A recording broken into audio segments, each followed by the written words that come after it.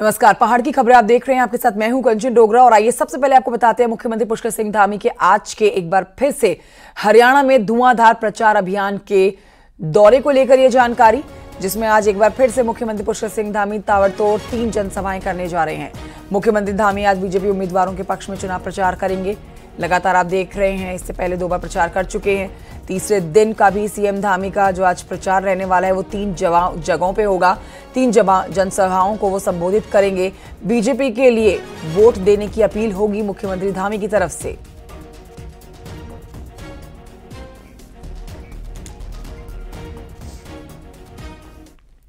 CM Dhami ने कलानौर के बसाना में बीजेपी उम्मीदवार रेणु डाबला के पक्ष में चुनाव प्रचार किया था।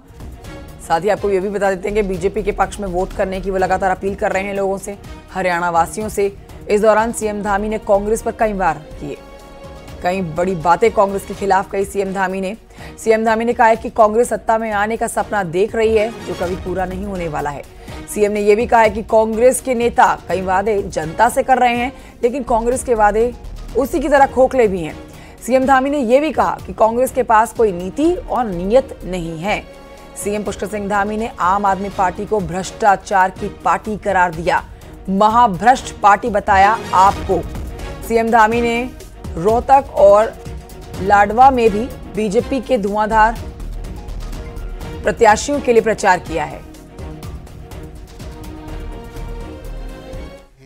पेयजल की बहुत सारी समस्याएं वहां आई हैं और आपदा के कारण भी कई गांव में जो है क्षतिग्रस्त हुआ है, तो उसके भी मैनेजमेंट के लिए, उसके प्रबंधन के लिए भी काम होने हैं। ऐसे बहुत सारे कामों को गति मिलेगी, तो माननीय मुख्यमंत्री जी के जाने से बहुत प्रगति जो है उस क्षेत्र में आने वाली है।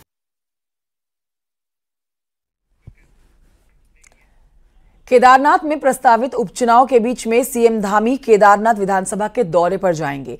आपको बता देते हैं कि 6 अक्टूबर को मुख्यमंत्री केदारनाथ के अगस्त मुनि जाने वाले हैं। यहां पर कई कार्यक्रमों में वो शामिल होंगे और एक जनसभा को भी संबोधित करने का कार्यक्रम है।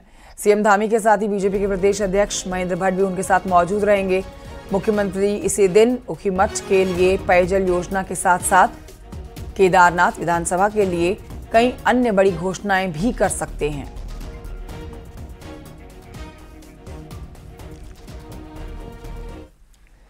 केदारनाथ चुनाव में बीजेपी पूरा जोर लगा रही है, जबकि कांग्रेस की प्रदेश प्रभारी शैलजा के हरियाणा चुनाव में व्यस्त होने से केदारनाथ में कांग्रेस के नेता कम नजर आ रहे हैं। शैलजा के व्यस्त होने से पार्टी वहां कोऑर्डिनेटर, ऑब्जर्वर तक नहीं बना पाई है अब तक।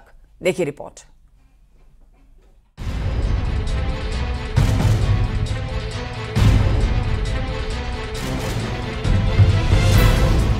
केदारनाथ उपचुनाव बीजेपी के लिए जीने मरने का सवाल है और बीजेपी किसी भी सूरत में केदारनाथ सीट गंवाना नहीं चाहती। इसलिए सरकार हो या संगठन, दोनों ने पूरी ताकत झोंक दी है। लेकिन कांग्रेस इस मामले में पिछड़ती दिखाई दे रही है। कांग्रेस की प्रभारी शैलजा हरियाणा चुनाव में व्यस्त है और प्रभारी के व्यस्त होने की वजह से केदारनाथ में कांग्रेस का ऑपरेशन सुस्त दिख रहा है। पार्टी अब तक वहां कोऑर्डिनेटर और ऑब्जर्वर भी नहीं बना पाई है, तो ऐसे में बद्रीनाथ के बाद कांग्रेस कैसे केदारनाथ में बीजेपी को मात देगी? तो चूंकि हरियाणा में चुनाव है तो उनका हरियाणा में रहना भी आवश्यक है, पर ऐसा नहीं कि हरियाणा के चुनाव के में उनकी जो है वहां वो बिजी हैं तो उस वजह से केदारनाथ में कोई उसका असर पड़ रहा है, ऐसा नहीं है। उन्होंने हमारे पार्टी अध्यक्ष जी को जो आवश्यक दिशा निर्देश हैं वो दिए हुए हैं और हमारे पार्टी के अध्यक्ष उन आवश्यक दिशा निर्देशों के अनुपालन में जो केदारनाथ में होना चाहिए वो कर रहे हैं। केदार बचाओ यात्रा के बाद से केदारनाथ में कांग्रेस एक्टिव नहीं दिख रही, तो दावेदारों में से उम्मीदवार कौन होगा, इस पर भी पार्टी के अंदर एक राय नहीं है। हालांकि रुद्रप्रयाग के पूर्व विधायक और यात्रा में पैदल चलने वाले हरक सिंह रावत के मुताबिक कांग्रेस के वर्कर बिना शोर शराबे के काम कर रहे हैं। जो हम केदारनाथ यात्रा निकाली थी उसमें मैक्सिमम हिस्सा तो जो है तिलवाड़ा के बाद मैक्सिमम हिस्सा तो हमारी यात्रा जो है सबसे अधिक लंबे समय तक यात्रा उसी क्षेत्र में रही है और मैं भी खुद गया था, सभी हमारे कार्यकर्ता लगे और जो हमारे लोकल वहां के जिलाध्यक्ष हैं, वहां के जो हमारे कार्यकर्ता हैं, ब्लॉक अध्यक्ष हैं, वो लगातार बिना शोर शराबा के वहां हमारे कार्यकर्ता काम कर रहे हैं हरियाणा चुनाव की वजह से कांग्रेस की प्रदेश प्रभारी केदारनाथ उपचुनाव पर ध्यान नहीं दे पा रही। नतीजा ये है कि काम अटके हुए हैं। ऐसे में इंतजार है 8 अक्टूबर को हरियाणा चुनाव के नतीजों का और उसी के बाद केदारनाथ उपचुनाव के लिए कांग्रेस का काम आगे बढ़ पाएगा। दीपांकर भट्ट, न्यूज़ 18, देहरादून।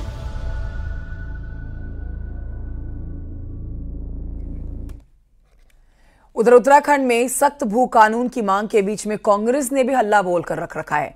कांग्रेस के प्रदेश अध्यक्ष करण मारा ने प्रदेश में जमीनों की रजिस्ट्री पर तुरंत रोक लगाने की मांग की है। करण मारा ने सीएम पुष्कर सिंह धामी को लेटर लिखा है। मारा का कहना है कि राज्य से बाहर के लोग बड़े पैमाने पर जमीन खरीद रहे हैं। राज्य की संस्कृति, परंपरा, अस्मिता और पहचान पर इससे बुरा असर पड़ रहा है। उन्होंने मांग की है कि राज्य की बची हुई जमीनों को बचाया जाए, जल्द से जल्द सख्त भू कानून लागू किया जाए।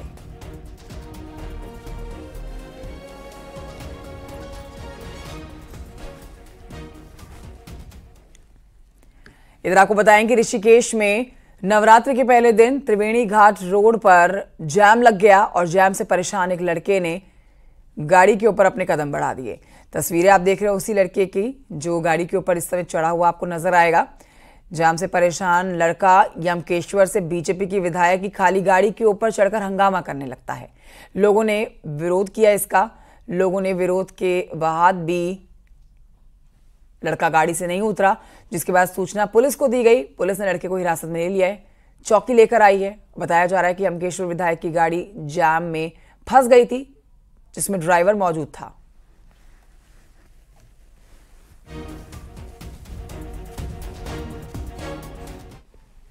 उत्तरकाशी में यमुनोत्री हाईवे पर डामटा के पास में एक बाइक हाईवे किनारे फैले मलबे से टकरा जाती है, जिसमें बाइक सवार दोनों शख्स खाई में जा गिरते हैं, जिसकी वजह से उन्हें गंभीर चोटें आई हैं।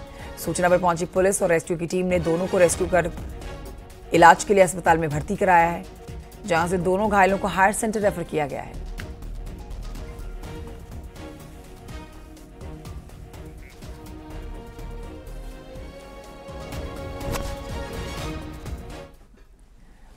और आइए बढ़ते हैं खबर नैनीताल की। आपको बताते हैं जहां पर ओखलकांडा में सड़क हादसे में एक लड़की की मौत हो गई है, जबकि 5 लोग घायल हुए हैं। घायलों को हल्द्वानी के अस्पताल में भर्ती कराया गया है। गाड़ी में कुल 9 लोग सवार थे। बताया जा रहा है कि भीमताल से पटरानी जा रही गाड़ी हादसे का शिकार हो गई। घायलों को उचित इलाज के लिए अस्पताल में भर्ती करा दिया गया है।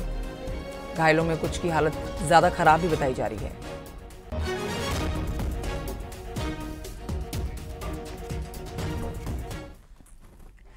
उत्तरकाशी महिला जिला अस्पताल से देहरादून रेफर की गई गर्भवती महिला को एम्बुलेंस कर्मियों ने रात को गंगोत्री हाईवे पर सुरक्षित प्रसव करवाया है।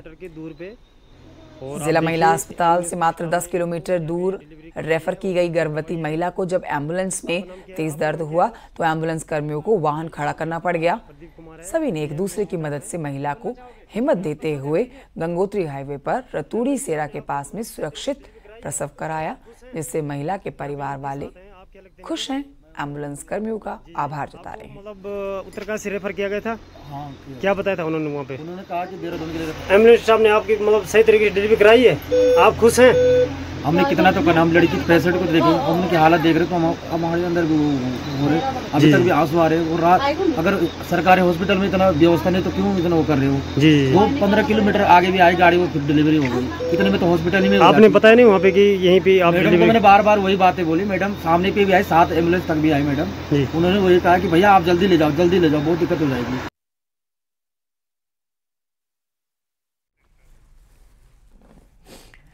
उत्तराखंड में 2 विधानसभा भवन हैं। अब देखिए, एक गैरसैंण, एक देहरादून, और दोनों ही जगह पर विधानसभा भवन शोपीस बने हुए हैं। कारण यहां मंत्री नहीं बैठते हैं। मंत्री नहीं बैठते तो स्टाफ भी नहीं बैठता। जब कोई नहीं बैठता तो यहां पब्लिक ने भी आना छोड़ दिया। हालत यह है कि फरियादी अब मंत्रियों के घरों के चक्कर लगाने को मजबूर हो गए हैं। उत्तराखंड देश के उन गिने चुने राज्यों में है जिसकी 2 राजधानियां हैं। उत्तराखंड की भी एक राजधानी गैरसैंण है तो दूसरी राजधानी देहरादून, और दोनों जगह विधानसभा भवन हैं। इन विधानसभा भवनों का मतलब होता है कि यहाँ पर कामकाज होता है, यहाँ पर मंत्री यहाँ बैठते हैं, विधायक यहाँ बैठते हैं और फरियादी जो जनता होती है वो विधानसभा पहुंचती है मंत्रियों से मिलने अपनी समस्या को लेकर। गैरसैंण विधानसभा भवन एक शोपीस भवन है। आप जानते हैं अच्छी तरह से कि गैरसैंण में कामकाज केवल तब संचालित होता है जब कोई सेशन वहां पर करना हो, बजट सेशन वहां पर करना हो। इसके अलावा गैरसैंण एक सफेद हाथी गैरसैंण की बिल्डिंग को हम कह सकते हैं। मैं अभी देहरादून में विधानसभा भवन में हूं। देहरादून का विधानसभा भवन भी महज शोपीस बनकर रह गया है और उसके पीछे एक बड़ा कारण ये है कि यहाँ पर मंत्रियों ने बैठना बंद कर दिया है। ये मंत्री रेखा आर्या का कक्ष है। आप यहाँ पर देख सकते हैं कि जब मंत्री यहाँ पर नहीं है, फरियादी यहाँ पर नहीं है, तो स्टाफ भी यहाँ पर बैठकर क्या करेगा। इसीलिए आप देख सकते हैं कि यहाँ पर चेयरें खाली हैं। अभी तक ये कमरा बंद था, हमारे सामने ये कमरा खोला गया। वैसे आप किस पोस्ट पे हैं? मैं 4th क्लास में। यहाँ पे कौन कौन स्टाफ कहाँ गया है? स्टाफ अभी आ रहा है सर। अभी हाँ। और कितने लोग बैठते हैं यहाँ पे? स्टाफ है सर पूरा, बाकी स्टाफ आवास में बैठता है। तो 10:30 बज चुके हैं, 10:30 बजे का समय हो चुका है। जैसा कि आपने बताया कि स्टाफ आवास में बैठता है, बेहद जरूरी है क्योंकि मंत्री भी आवास में ही बैठते हैं। ऐसे ही उत्तराखंड के जो तमाम मंत्री हैं उन्होंने अपने आवास को जो यमुना कॉलोनी में स्थित है उसी को कैंप कार्यालय में कन्वर्ट कर दिया है। जो तमाम लोग जाते हैं उसी कैंप कार्यालय में जाते हैं। इस विधानसभा भवन में न मंत्री आते हैं और जब मंत्री नहीं आता तो स्टाफ भी यदा कदा यहाँ पर बैठता है और जब स्टाफ भी यहाँ पर नहीं होता तो फिर फरियादी आकर क्या करेंगे। आप देख सकते हैं ये लंबी गैलरी साफ सुथरी सी सुनसान पड़ी हुई है। कोई दूर दूर तक कोई बंदा यहाँ पर नहीं दिख रहा है। अधिकांश कमरों पर यहाँ पर ताले लगे हुए हैं। मंत्रियों ने जो अपने कैंप कार्यालय घरों पर बनाए हैं वहां पर भी आम फरियादी की पहुंच नहीं हो पाती क्योंकि मंत्रियों को कॉल करना, उनको सुनना कब वो वहां पर बैठेंगे, किस दिन बैठेंगे, मंत्री घर पर हैं या नहीं हैं, इसकी आम पब्लिक को जानकारी नहीं होती। लिहाजा पब्लिक कभी विधानसभा में भटकती है, कभी मंत्रियों के आवास में भटकती है, कभी मंत्रियों के विभागों में जाकर भटकती है। कुल मिलाकर जनता दर दर भटकती है अपनी समस्याओं को लेकर, लेकिन उनकी समस्याएं सुनने वाला कोई नहीं। जिस विधानसभा में उनकी समस्याएं सुनी जानी थी, जहां मंत्रियों ने बैठना था, मंत्री इस विधानसभा का रुख नहीं करते। कैमरा पर्सन संदीप के साथ सुनील नौ पर बात, न्यूज़ 18 देहरादून। तो हमारे सहयोगी की आप रिपोर्ट देख रहे थे। अब आगे बढ़ते आपको बताते हैं टिहरी के त्रिलोक रावत द्वारा ने अपने 2 बेटों पारस और ऋषभ के साथ टिहरी झील में बिना लाइफ जैकेट के कंडीसौंड तक करीब 22 किलोमीटर तैराकी का रिकॉर्ड बनाने का प्रयास किया है।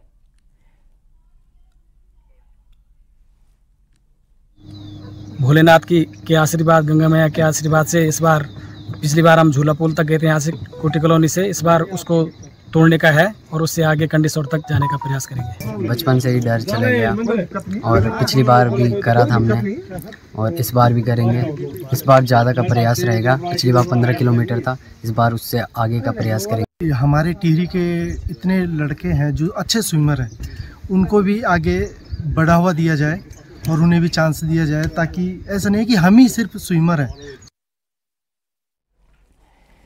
चमोली से खबर, जहां पर थराली के कोलपुरी गांव के रहने वाले सेना के जवान नारायण सिंह का पार्थिव शरीर 56 साल के बाद मिला है।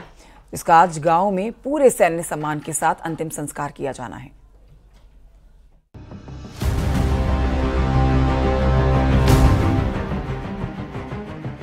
चमोली के लाल का पार्थिव शरीर देवभूमि लाया गया है। चंडीगढ़ से शहीद के पार्थिव शरीर को सेना के हेलीकॉप्टर से दून लाया गया। अब शहीद का चमोली के कोलपुरी गांव में पूरे सैन्य सम्मान के साथ अंतिम संस्कार किया जाएगा। साल 1968 में हिमाचल प्रदेश के रोहतांग दर्रे में भारतीय वायुसेना का एक विमान हादसे का शिकार हो गया था, जिसमें चमोली के नारायण सिंह की शहादत हुई थी। इस घटना के बाद से शहीद नारायण सिंह लापता थे और परिवार को उनकी कोई सूचना नहीं मिली थी। अब 56 साल बाद सेना के सर्चिंग अभियान में 29 सितंबर को 4 जवानों के शव बर्फ में दबे हुए मिले, जिनमें नारायण सिंह का भी शव शामिल है, जिसकी पहचान उनके पर्स में मिले कागजों से की गई। इंसिडेंट हुआ था, एयरफोर्स का एक AN-12 विमान था, जिसमें तकरीबन 98 सोल्जर्स थे और 4 क्रू मेंबर्स थे। टोटल 102 लोग उसके अंदर थे। ये चंडीगढ़ से टेक ऑफ किया था इसने, तो लेह में लैंड करना था। लेह में लैंड करने के दौरान मौसम खराब हो गया था, तो लेह में लैंड नहीं कर पाया था, तो उसके बाद वहां से वापस इसको आना पड़ा था। तो जब वापस आ रहे थे ये लोग, तो रास्ते में वेदर बहुत खराब हो गया था, तो उसकी वजह से ये एयरक्राफ्ट A7 फरवरी 68 में मिसिंग हो गया था। तो मोस्ट लाइकली एक क्रैश हो गया था। शहीद नारायण सिंह बिष्ट अपने माता पिता की इकलौती संतान थे। नारायण बिष्ट की शादी हो चुकी थी। कई सालों तक उनकी पत्नी ने उनकी खबर मिलने का इंतजार किया, लेकिन अब वो इस दुनिया में नहीं रही। अब उनके परिजनों को नारायण सिंह बिष्ट का पार्थिव शरीर सौंपा जाएगा, जहां सैन्य सम्मान के साथ उनकी अंत्येष्टि होगी। न्यूज़ 18 के लिए देहरादून से सत्येंद्र बर्तवाल की रिपोर्ट।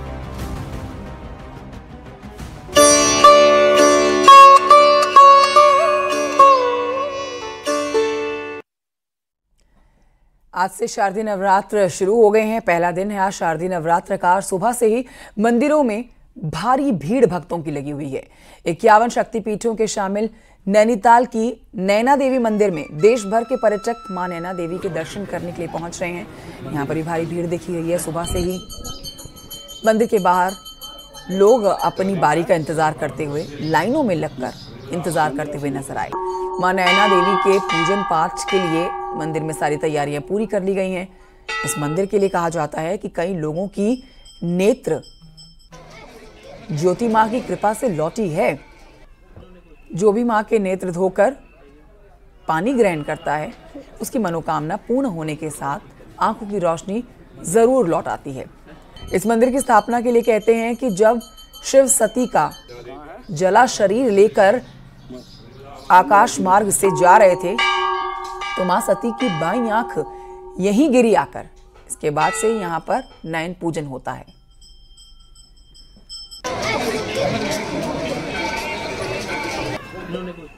तो आज देखिए देश भर में नवरात्रों की धूम देखी जा रही है। शारदीय नवरात्र धूमधाम के साथ मनाए जा रहे हैं।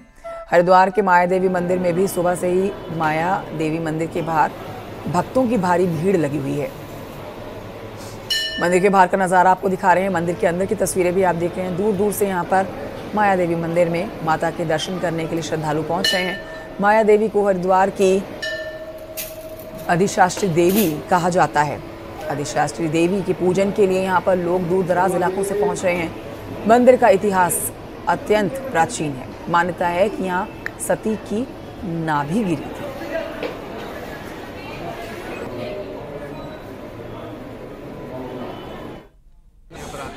नौ दुर्गा की पूजा होती है। 9 दिन कन्या जमाई जाती है। नवमी वाले दिन भंडारा चलता है। अच्छी होती है। नवरात्रों के दिनों में भीड़ बहुत जी जी जी बहुत भीड़ होती है। मंदिर बहुत प्राचीन है और हरिद्वार के 3 शक्तिपीठों में से एक है। चंडी देवी, मनसा देवी और माया देवी। और बहुत ज़्यादा मान्यता है। आज भक्तों की बहुत ज़्यादा भीड़ लगी हुई है यहाँ पर। माता रानी बुलाती है, मैं आता रहता हूँ, लगातार आता रहता हूँ। भव्यता तो आज देखते ही बनती है। बहुत खुश हैं जितने भी श्रद्धालु यहाँ पर आ रहे हैं और बड़े ही भव्यता के साथ सजाया गया है और विधि विधान के साथ पूजा भी की जाएगी। आज से शारदीय नवरात्र का आगाज हो चुका है। अब इन सबके बीच में आपको बताएं, देवभूमि उत्तराखंड के मंदिरों में रौनक देखते ही बन रही है। सुबह से ही श्रद्धालु लंबी लंबी कतारों में लग के अपनी बारी का इंतजार कर रहे हैं। हल्द्वानी की तस्वीरें देख रहे हैं आप, जहां पर माता के इस मंदिर में श्रद्धा सुमन अर्पित करने के लिए पहुंचे हुए हैं भक्त। बड़ी संख्या में श्रद्धालु मां के दर्शन करने के लिए पहुंचे हैं, अपनी मनोकामना पूरी करने के लिए पहुंचे हैं। नवरात्र के पहले दिन मां शैलपुत्री की पूजा हो रही है। लोग परिवारों के साथ पूजा अर्चना करने के लिए मंदिर पहुंच रहे हैं। अपने घर पर भी मां के अखंड ज्योत लगा रहे हैं और अपनी कामना पूर्ण करने के लिए उपवास भी रख रहे हैं।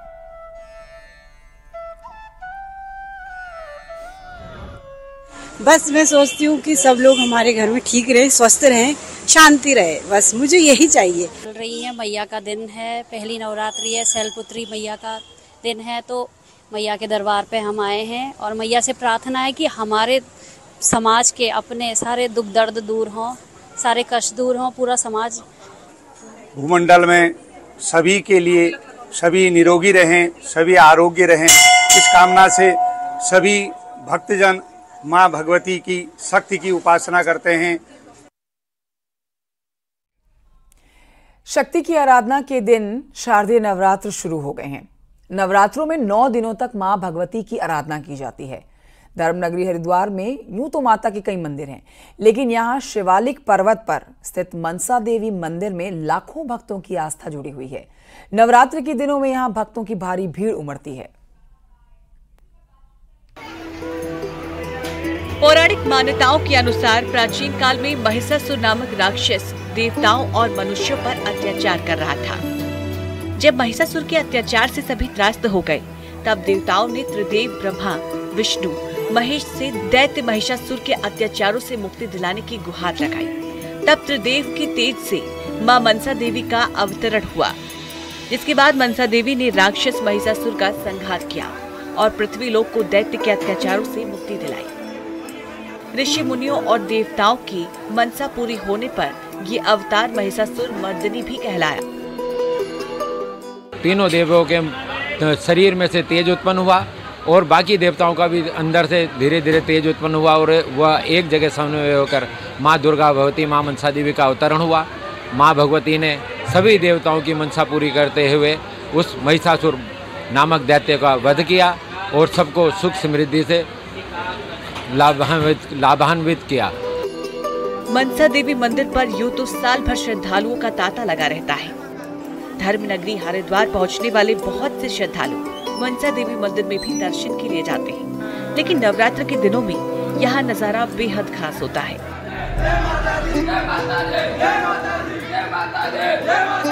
मंदिर माता के जयकारों से गूंज उठता है और दूर दूर से आए श्रद्धालु मनसा देवी मंदिर में मनोकामना के लिए धागा भी बांधते हैं।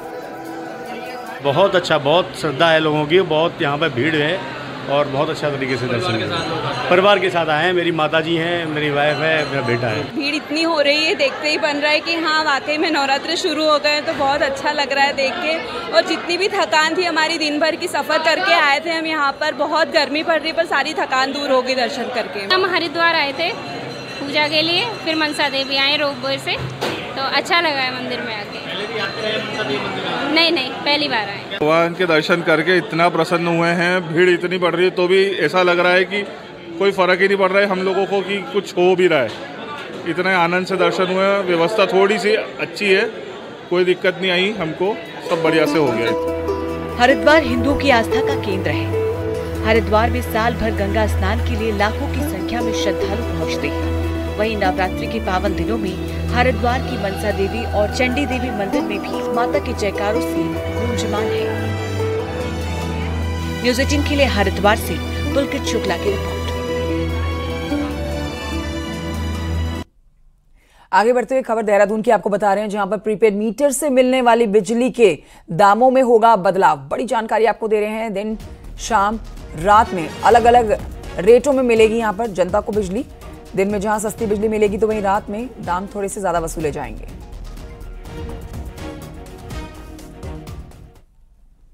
वक्त एक छोटे से ब्रेक का है, कहीं मत जाइए, जल्द लौट रहे हैं।